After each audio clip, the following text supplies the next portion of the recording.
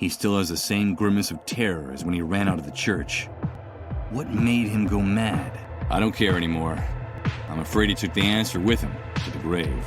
Judging from the themes of his sermons, it looks like Reverend Blake was carrying around a ton of guilt. Whatever sins he committed, he'll have to bear them alone, in silence, and for all eternity. Inert and speechless, I found the perfect scapegoat. We did what? I'm sorry, but I didn't understand a word you just said. It's a shame that Reverend Blake was so well known around here. No one will believe this man was capable of taking the life of that soldier. I've disfigured his face, but not enough.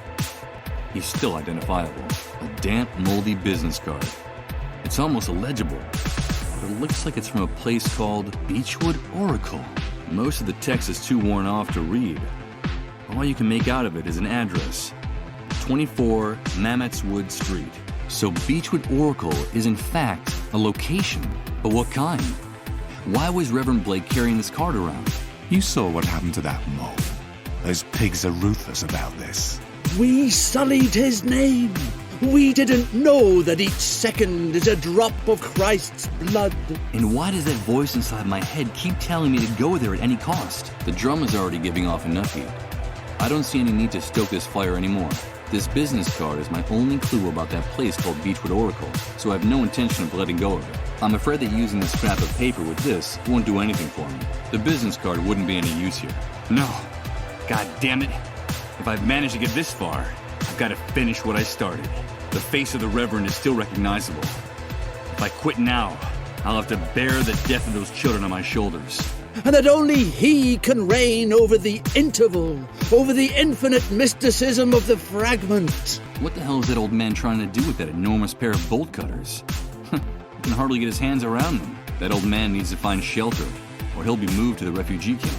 I'm afraid that in his condition, and his age, he wouldn't last long out there. I feel for him, but I don't see how I can help him. It looks like this man has been left to fend for himself. What did he say his daughter's name was? Uma? I hope that woman has a good reason for abandoning him like this. But to be honest, I can't think of one possible reason. This street is even more desolate and silent than it was before. I guess while I was in the subterranean hospital for the dissolved. Only he can reign over time with his incandescent omnipotence. And we were unable to see it. The soldiers called the curfew. A few buildings are still standing, but most of them are propped up or about to fall down, with a handful of city dwellers in the street that look like automatons or sleepwalkers. But there's no doubt about it. I'm on the 5th Avenue of Doomsday City. Despite the dilapidated state of it, it still looks like this street is one of the city's major thoroughfares, or at least what's left of it. 5th Avenue in Doomsday City looks even more desolate after curfew. It looks like this heating technology is not limited to the refugee camp. These bonfires are used here too. And now he is enraged, and we're to blame. And their emissions are just as toxic here as they are there. What the hell could they be burning in them? What for? Too many things in my life have already gone up in smoke. The entire world has been reduced to ashes. A chain with a padlock. Huh, but I'm no Houdini. Let's not waste any more time on this. This home already has an owner. Let's leave him in peace. A super high-tech security system is preventing access to this door. A chain and a padlock. Primitive, but effective. This chain and padlock have this door locked up tight. Whoever did this made sure that no one will be able to open it again without the right key. That's what we did. Considering how heavy this padlock and chain are, I doubt we'll accomplish anything by trying to break it. And it's also true that the old man's bolt cutters are too dull to do much of anything. A subway sign split in two. That's what happens when you try to rip something off a wall without the right tools. What used to be a round subway sign is now 2 halves of a metal disc. Of course, this object looks like a useless piece of scrap metal and trash at first glance, but that's still no reason to get rid of it. This target doesn't need anything more than the beer cans. The hole is already big enough. I don't need to make it any bigger. I still don't understand what it is we did. I'm gonna need something that cuts better to hack a path through the vegetation that's blocking my way. The subway sign is already broken in 2. I don't see any point in breaking it anymore. With the acid, I'd only end up ruining the pieces of sign even more.